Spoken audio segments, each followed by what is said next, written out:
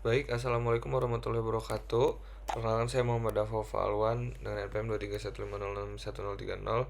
Di sini saya akan menjelaskan mengenai source code RFID dan juga untuk card holdernya, yang dimana source code ini ditulis untuk menulis data di kartu, dan juga untuk RFID-nya itu untuk membaca kartunya. Nah, nanti akan disatukan di source code yang utama. Nah, di sini saya akan menjelaskan dulu yang bagian card holder, yang dimana sini ada di baris pertama itu, dan kedua ada include spi.h dan include mfrc522.h. Nah, itu tuh gunanya untuk memanggil library dari library SPI itu untuk komunikasi ke RC522 dan MFRC522, yang yaitu driver sensor RFID RC522.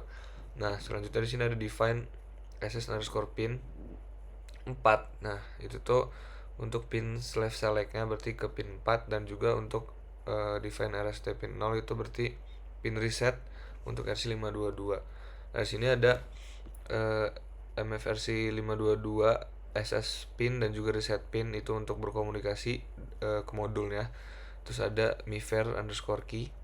Nah, key itu untuk menyimpan key A ya, untuk autentikasi miver yang klasik. Nah, selanjutnya di sini ada integer, itu blok num sama dengan 2, itu untuk blok RFID yang akan dibaca atau ditulis, itu adalah blok yang kedua. Nah, terus ini ada byte, blok data 16. Di sini nama anggota saya ya, ideal, yaitu data yang akan ditulis ke blok dengan panjang maksimal 16 byte. Nah, di sini kan ada 16, itu maksimalnya 16 byte. Nah, selanjutnya ada byte read block data, itu 18. Nah, juga di sini ada byte buffer length.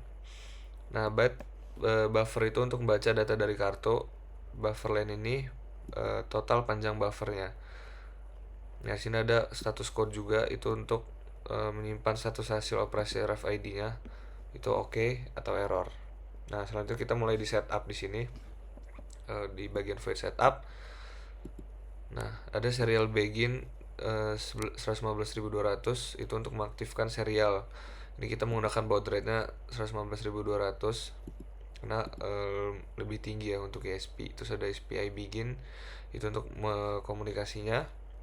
Terus kita langsung aja ke delay 1000. Ini waktu modulnya stabil. Terus nanti serial print ini tuh untuk menampilkan teksnya, yaitu tulisannya tempelkan kartu RFID. Nah, selanjutnya ada default key-nya. Semua kartu miver klasik dari pabrik itu menggunakan key-nya A, dimana itu kita set untuk autentikasi bloknya. Di sini ada void loop atau pengulangannya, dimana untuk baris 30 dan 31 itu untuk loop, dimana yang 30 ini apakah kartunya baru. Nah, untuk yang baris 31 itu untuk membaca UID kartunya apabila sudah terregistrasi. Terus ada fungsi serial print UID juga di sini, itu untuk menampilkan UID atau ID unik ya, biasa kita sebutnya untuk kartu RFID. Nah, di sini kita kasih hex, itu formatnya format hex. Nah, di sini ada jenis kartu, itu kita untuk mengambil tipe kartu itu ada miver, 1K, 4K, ultralight, dan lain-lain biasanya jenisnya. Terus kita serial print tuh untuk menulis ke blok. Nah, itu untuk menulis data ke blok ya fungsinya. Terus di sini juga ada serial print membaca dari blok. Nah, itu untuk nanti memanggil fungsi membaca data dari bloknya. Nah, di sini isi blok itu untuk menampilkan isi blok yang dibaca nanti sebagai teksnya. Nah, di sini ada yang terakhir itu untuk menghentikan komunikasi dengan kartu. Terus ini untuk nonaktifkan kripto, dan ini delaynya sebanyak 2000 untuk menunggu terus supaya tidak terus menerus menulisnya. Nah, di sini ada sekarang masuk ke write data to block ya, fungsi write. Nah, sini ada status versi PCD authenticate. Nah, itu untuk autentikasi ke blok menggunakan key A. Nah, di sini ada serial print apabila gagal autentikasi. Nah, akan keluar seperti ini. Nah, apabila statusnya oke, akan keluar status oke. Nah,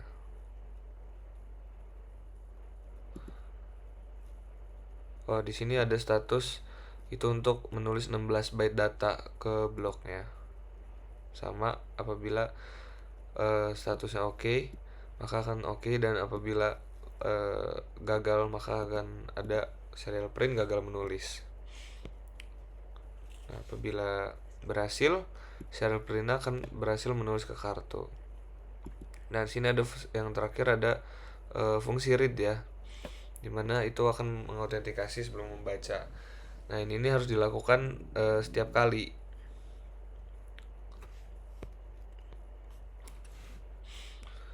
Nah, ini apabila gagal akan keluar tulisan gagal autentikasi baca, dan apabila berhasil dia akan berhasil membaca dari kartu.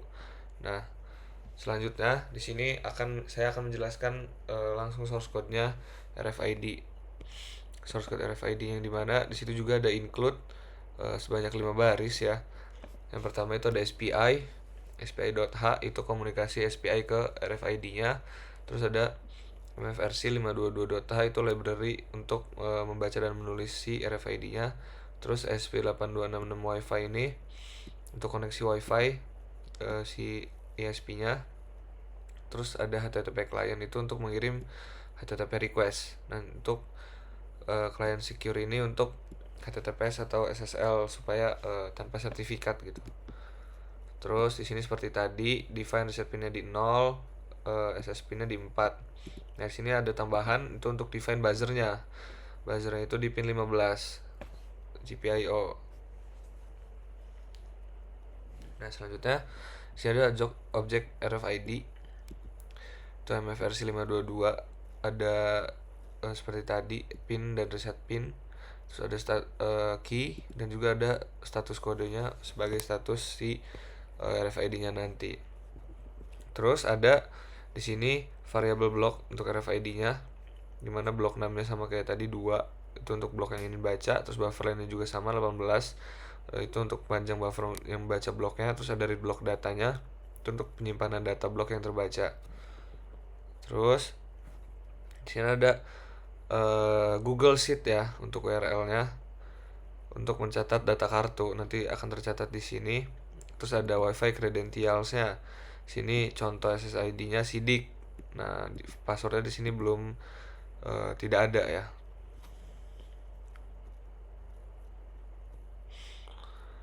Nah, terus kita lanjut ke fungsi setup. Di sini serial begin 9600, terus delay 1000, serial print-nya juga, terus serial print yang ini connecting to WiFi.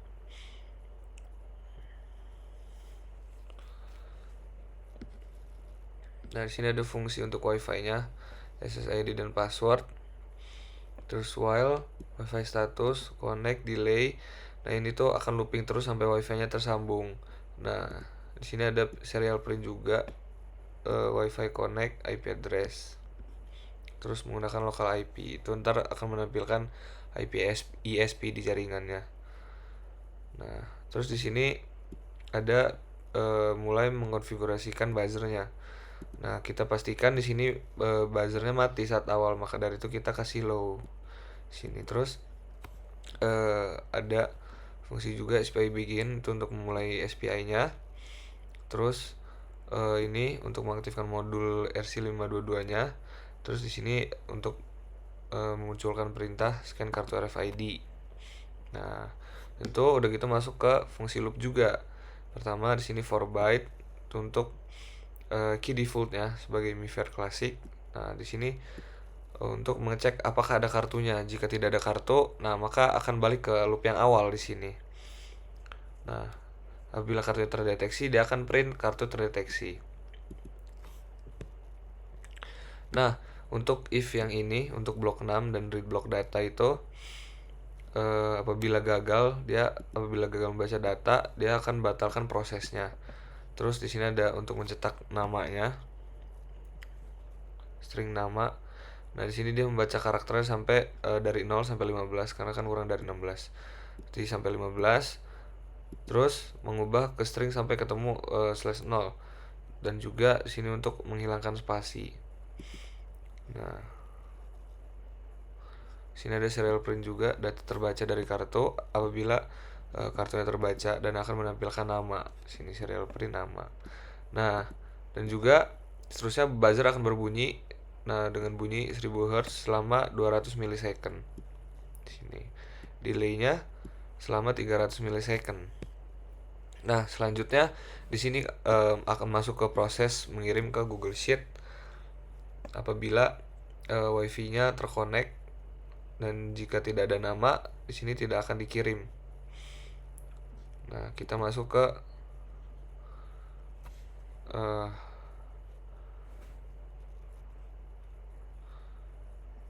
serial print. Ntar akan menampilkan perintah atau pernyataan bahwasannya dikirim ke Google Sheet. Terus sini kode get itu untuk melakukan get request ke script Google tadi, ya linknya yang di atas. Terus ada sini HTTP respon untuk respon code, contohnya 300, 302 seperti itu. Nah, sini akan else-nya apabila gagal itu akan mengeluarkan perintah gagal kirim atau koneksi HTTP gagal.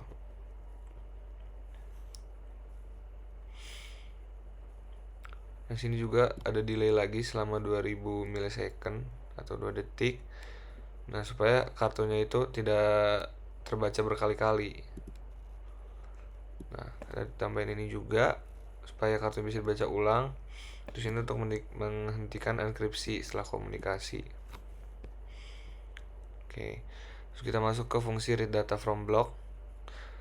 Sini kita menggunakan key A untuk membuka bloknya.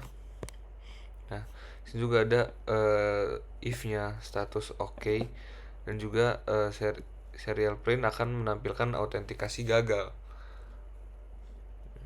false sini. Nah, di sini juga apabila gagal akan gagal keluar perintah gagal membaca blok. Nah, apabila berhasil semuanya akan keluar blok berhasil dibaca. Nah, seperti itu. Sudah habis, mungkin itu saja yang bisa saya jelaskan. Selanjutnya akan dilanjutkan oleh teman saya, kurang lebihnya mohon maaf. Wassalamualaikum warahmatullahi wabarakatuh. Assalamualaikum warahmatullahi wabarakatuh. Perkenalkan, nama saya Aiman Fikri dan NPM 315061130. Di sini saya akan menjelaskan untuk bagian progress pada source code di Arduino dan juga ESP-nya. Dimana di sini kami sudah membuat source code pada Arduino-nya. Dimana di sini saya sudah mendefinisikan beberapa pin untuk pin di ultrasonic dan juga di dalam sensor MQ2 atau sensor gas. Nah, misalnya di sini. Lalu di sini nah, di sini ada pendefinisian dari pin-pinnya, dimana untuk trigger itu sebagai output dan juga echo itu sebagai inputnya. Lalu di sini ada fungsi untuk membaca jaraknya, dimana jarak kepada ultrasonic itu dibaca menggunakan, pertama kita akan mematikan pin dari triggernya selama 2 milisecond atau mikrosecond, lalu akan menghidupkan triggernya selama 10 mikrosecond dan mematikannya lagi. Nah, lalu untuk durasinya itu diambil oleh echo-nya, dimana echo ini bakal menghitung dari durasinya itu ya adalah 0,034 dibagi 2 dan dikali durasinya tadi itu berapa, dan didapatlah jaraknya itu berapa. Nah, terus di sini kalau dia kebaca maka durasinya 0, maka jarak itu -1 sebagai kalau tanda sudah dibaca, dan dia akan mereturn dari jaraknya. Lalu di sini ada pendefinisian di mana distance 1, distance 2, distance 3 dan 4 ini akan memanggil fungsi jarak, baca jarak, yaitu di trigger pin 1, trigger pin 2 dan seterusnya. Lalu di sini akan membaca nilai gasnya, dan di sini kita akan melakukan komunikasi UART, di mana dari Arduino ini bakal mengirim data berupa distance 1, distance 2 hingga distance 4 dan juga nilai gasnya ke dalam ESP atau ditangkap oleh ESP. Nah, di sini ada tanda koma sebagai pemisah antar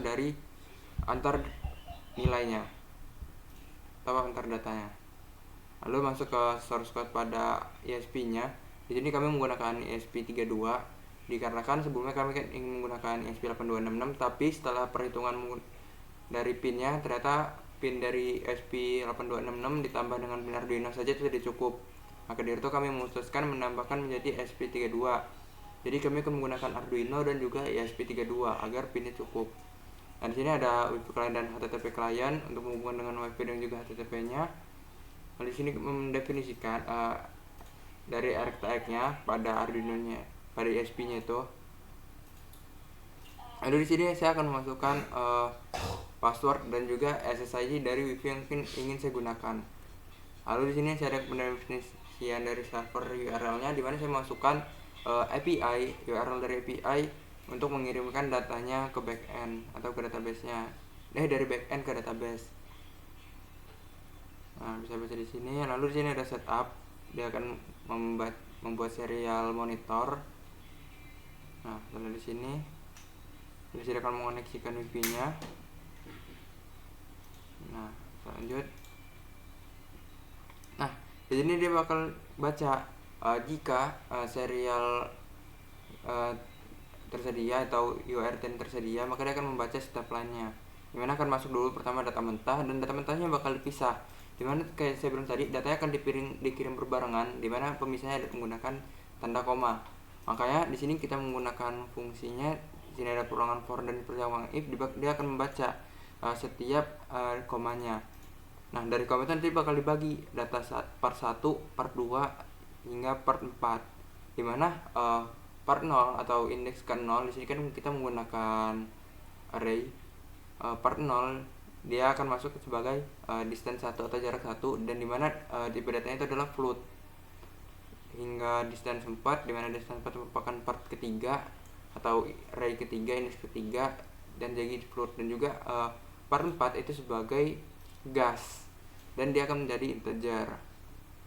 Nah, di sini kita akan mengirimkan data ultrasonic itu ke dalam backendnya, dimana kita akan memanggil fungsi kirim data ultrasonic, dimana yang dikirim adalah distance 1 hingga distance 4. Dan juga di sini ada kita memanggil fungsi kirim data MQ2 nya, dimana yang dikirimkan adalah data berupa gasnya tadi tuh. Lalu ada delay selama 2 detik untuk mencegah pengirimannya itu terlalu cepat. Lalu di sini ada fungsi kirim data ultrasonicnya, dimana dia akan membaca jika jaraknya kurang dari 10, maka dia 1 atau true. Di sini kita menggunakan boolean. Dan kalau 0 itu false. Jadi kalau misalnya dia 1, berarti dia akan menghidupkan lampu berwarna merah. Dan kalau 0 menghidupkan lampu berwarna hijau. Dimana kalau hijau berarti kosong, dan kalau merah itu berarti terisi dari parkirannya. Nah, di sini kita akan mengirim data ultrasonic 1 ke endpoint-nya, dimana dia akan mengambil data URL tadi dari API-nya, dan dia akan mengirim data ultrasonic-nya. Nah, di sini akan melakukan post request-nya ke HTTP. Lalu di sini selanjutnya ada kirim data ultrasonic 2-nya ke endpoint. Lalu di sini ada ultrasonic 3-nya, dan di sini ada ultrasonic 4-nya. Dan di sini kita menutup koneksi dari HTTP-nya. Lanjut, ada fungsi untuk kirim data MQ2-nya, dimana data yang dikirim adalah data gas. Nah, di sini juga data gas kita konversi menjadi data boolean, dimana jika gas itu lebih dari 500 maka dia akan true atau 1, dan jika data kurang dari 15 maka akan jadi false atau 0. Di sini juga kita akan mengirim data gasnya ke dalam HTTP, dan di sini kita menutup koneksi dari HTTP-nya. Nah, mungkin sekian dari progres pada minggu ini. Dan untuk selanjutnya itu ada source code berupa pembacaan dan juga penulisan di RFID, dimana itu akan dikerjakan oleh DAPA, dan nanti selanjutnya akan dimasukkan dalam kode ini. Oke, mungkin sekian yang dapat saya sampaikan. Kurang dan lebihnya saya mohon maaf. Saya tutup. Wassalamualaikum warahmatullahi wabarakatuh. Halo, nama saya Galang Paudu Utama. Jadi di sini penjelasan tentang bagian kerjaan saya di project IoT ini. Jadi saya bagian front end. Untuk tampilannya itu kayak gini. Itu ada halaman awalnya. Ini dummy dulu ya, belum benar-benar pakai, nanti bakal diubah. Nah, kemudian ada tombol admin login, user login ini. Kalau admin, kita bakal ke admin, bakal disuruh masukin password. Ini sudah saya bikin dulu. Nah, terus di sini ini dashboard admin, ada main, sensors. Main itu kayak ini, ada DNA, ada semua sensorsnya. Beberapa sih, kalau semuanya ada di bagian sensors. Yang kedua API, terus palang 1, palang 2 itu dari ultrasonic 1, ultrasonic 2, terus ada 4 ultrasonic lain ini untuk ultrasonic yang ada di plot tempat parkirnya. Nah, ada user list. Di sini nanti adminnya bisa nambahin user, bisa ubah kredit, bisa nambahin nama, KTP. Terus ada transaksi, nanti ada tabel transaksinya, ada RFID tables. Tapi di sini belum ada. Oke, jadi ini udah terintegrasi sama backendnya juga, jadi datanya tuh live dari database-nya. Database-nya itu ini namanya DBIT, ada berapa tabel from sensor dan sensor lainnya, ada transaksi, RFID in out. Terus kalau kita log out, kita balik ke halaman awal. Kita masuk ke user. Ini untuk usersnya ada di bagian sini, data saya udah bikin. Kalau yang paling atas ini dia nggak kerja karena dengan logika backendnya kita harus masukkan akun ini pakai postman, karena passwordnya kalau kita masukkan dari sini dia nggak terenkripsi. Backendnya mau password yang terenkripsi, kan kita ya saja nggak pakai. Dia ada user, ada 2 user, yang satu admin, satu member, role-nya beda. Ini kalau misal kita coba balik deh ke admin login, tapi kita pakai akun yang role member, ini passwordnya sama. Nah, nggak punya akses deh, jadi harus pakai akun yang membernya admin. Kita balik ke user login, kita masuk ke akun member. Nah, tapi di sini belum ada integrasi backendnya ya, jadi masih data-data dummy. Ini ada total waktu parkir, kredit, total waktu, status. Ini di mana? Untuk tab kredit ini nanti rencananya diubah juga, jadi langsung ngehubungin admin ya, karena untuk tambahan kredit nanti admin yang tambahin.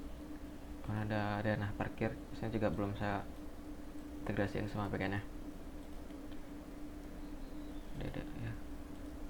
Nah, top up, ada dashboard user, kita log out, masuk ke bagian admin.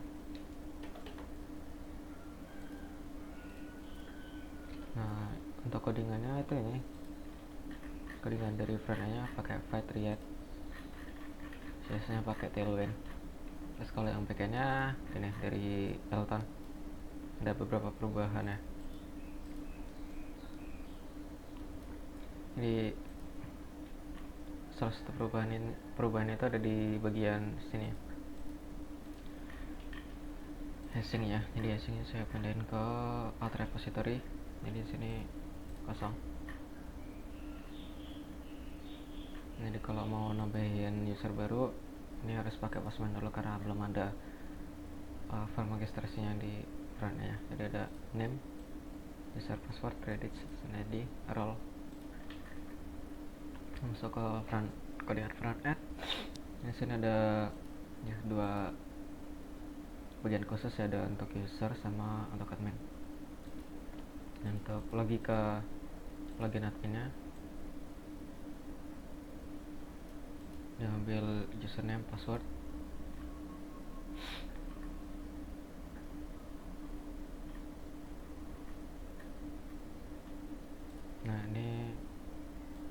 login sukses, kalau datanya ada dia bakal ngecek role-nya. Kalau role-nya admin dia bakal masuk admin dashboard, tapi kalau enggak dia bakal ngeluarin tampilan ini kayak yang tadi. Terus ada routing. Ini kalau nggak ada token ya, dia bakal balik ke halaman bisa dicek. So kita lockout dulu, terus kita masukin admin dashboard. Nah karena belum login, jadi kita langsung balik ke halaman admin login ini. Nah ada di sini. Kalau nggak ada token, return false. Kalau dia bukan admin, dia bakal balik ke halaman login, admin login. Jadi kalau dia is admin, dia masuk ke admin dashboard. Terus untuk halaman utamanya ada di sini. Jadi pakai jadwal JWT code ini untuk ngambil ya username sama role-nya juga untuk ditampilin di bagian bawah sini untuk tentang admin dan role-nya. Di sini ada rute-rutenya. Itu untuk bagian ini. Di kalau kita gantikan dia berubah sensors, main, uses, transaction, RFID statistics. Kemudian di sini ya ini untuk menyimpan nama user tadi. Untuk ngambil nama dari token di jadwal decode, kita ambil data dari kita decode dari tokennya. Terus ada link-linknya ini kita masuk ke sensor aja. Di sini kita integrasi backend. Kita ambil data langsung dari backend, yang backend ngambil data dari database-nya tadi. Jadi saya set ke localhost 5111 untuk backend-nya. Sini bikin interface untuk sensornya. Ini untuk ambil semua datanya. Ada di fungsi ini untuk ambil data sensornya.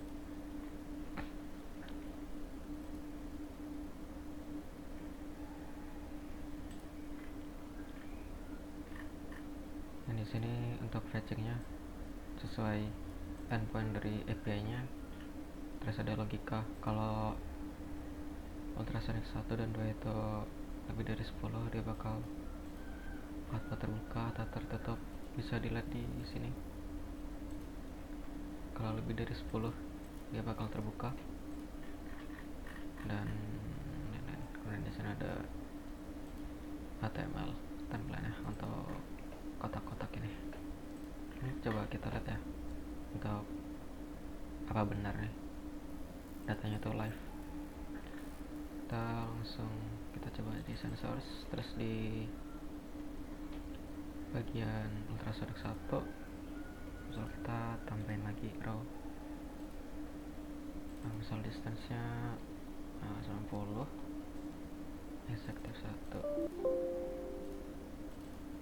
Nah,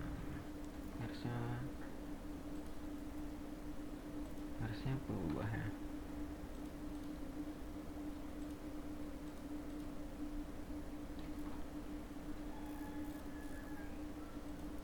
Nah ya,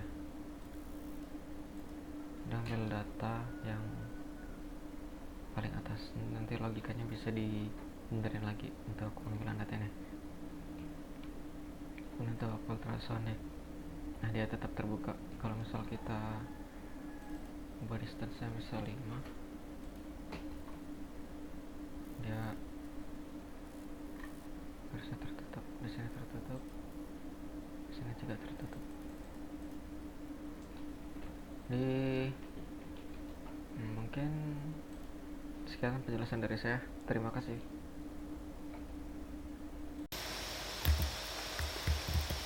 Assalamualaikum warahmatullahi wabarakatuh.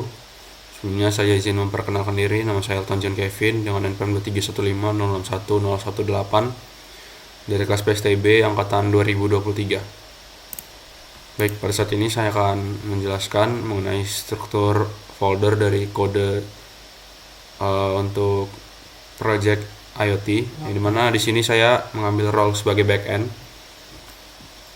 Jadi mungkin untuk penjelasan yang dapat saya sampaikan di sini adalah data yang di-hit oleh kode ini yang akan dikompil di ESP-nya. Jadi ini merupakan kode ESP, yang dimana kode ini dapat dikatakan sebagai receiver. Jadi dia menerima data dari kode Arduino, yang dimana setelah data tersebut diterima, kemudian dikelola ke dalam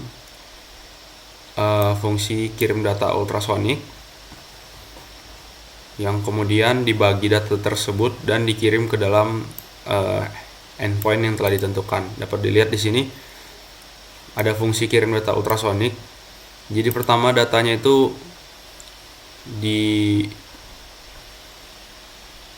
dipecah dulu, karena untuk dari Arduino-nya sendiri itu mengirimkan kumpulan huruf, kumpulan angka, yang kemudian kumpulan angka tersebut dibagi dan diberikan kondisinya. Jadi kalau kumpulan angka tersebut semisal kurang dari 10, maka dia itu aktif, dan bisa semisal lebih dari 10 maka dia inaktif atau tidak aktif. Dan untuk di ESP-nya sendiri itu untuk pengiriman datanya di endpoint itu punya API key. Jadi untuk setiap sensor itu dalam proses pengiriman datanya itu memiliki API key-nya. Di sini kode API key-nya Cristo, yang dimana dapat dilihat di file backend-nya di .env-nya. Untuk API key-nya Cristo, yang dimana API key ini digunakan di roots-nya, dapat dilihat di contohnya. Saya buka file ultrasonic 1. Nah, di file ultrasonic 1 ini ada fungsi authenticate API key untuk HTTP method post agar dapat mengakses controller, ultrasonic controller, dan create ultrasonic agar dapat ngepost. Nah, yang mana di dalam fungsi ini dapat dilihat ini sebagai middleware-nya untuk memeriksa bahwa apakah endpoint yang di-hit ini itu atribut request header-nya itu punya API key atau tidak.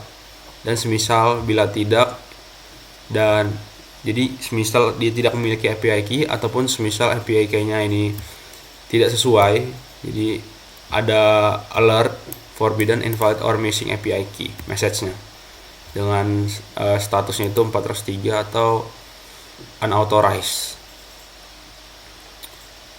Jadi kemudian untuk yang authenticate itu di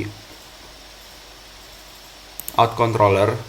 Jadi sebelumnya untuk sensor yang melakukan post ke setiap endpoint itu bentuk metode autentikasinya itu menggunakan API key. Dan untuk autentikasi dari user itu saya menggunakan JSON Web Token untuk login dan juga registrasinya. Jadi dapat dilihat untuk function controller di sini.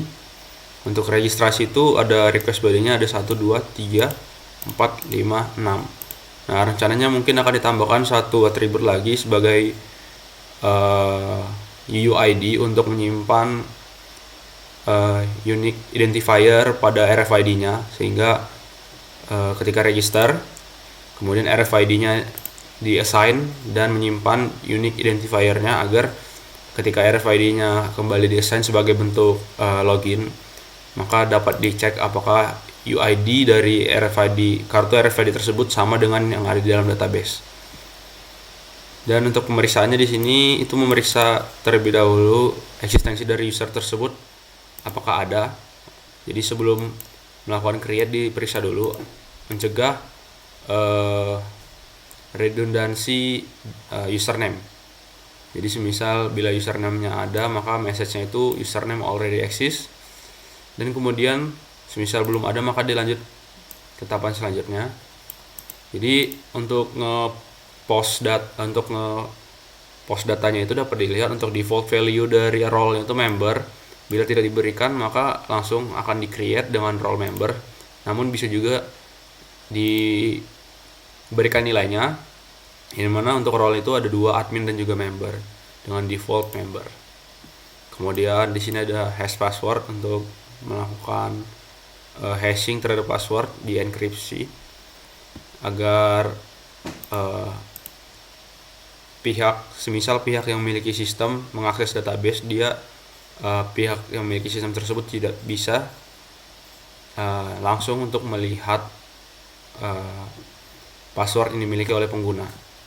Kemudian bila semua kondisi tersebut terpenuhi, maka fungsi const new user untuk meng-create user dijalankan dan memberikan res.status 201 dengan message user berhasil di create. Kemudian untuk yang loginnya juga begitu. Yang login ini untuk mengambil username dan password doang, yang dimana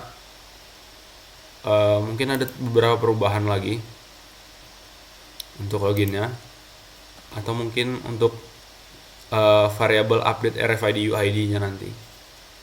Jadi untuk login ini menggunakan password dan username, kemudian di baris ke-64 ini untuk memeriksa apakah ada user dengan username tersebut, dan setelah semisal ada, kemudian akan validasi password, memeriksa apakah password yang diinputkan oleh user sesuai dengan password yang telah dienkripsi di database, dengan cara password user tersebut inputannya dienkripsi dan menyesuaikan dengan password yang ada di dalam database. Kemudian di sini ada token, yang mana token ini digunakan untuk session. Jadi untuk session dari token ini itu waktunya 1 jam disimpan, dan kemudian setelah user berhasil login, maka tokennya akan di generate. Jadi mana biasanya token tersebut di sini dapat dilihat itu mengandung user ID, username, dan juga role-nya. Jadi mana token ini akan digunakan pada user sebagai cookie-nya untuk memvalidasi role-nya dan mencegah agar user dibatasi mengakses beberapa page yang hanya dibolehkan diakses oleh role tertentu juga. Begitu juga dengan unauthorized user, semisal bila tidak memiliki token, maka untuk beberapa page juga dibatasi aksesnya kepada unauthorized user. Mungkin sekian pemaparan yang dapat saya sampaikan mengenai progres dari saya selaku back and roll pada project kali ini. Sekian dan terima kasih. Wassalamualaikum warahmatullahi wabarakatuh.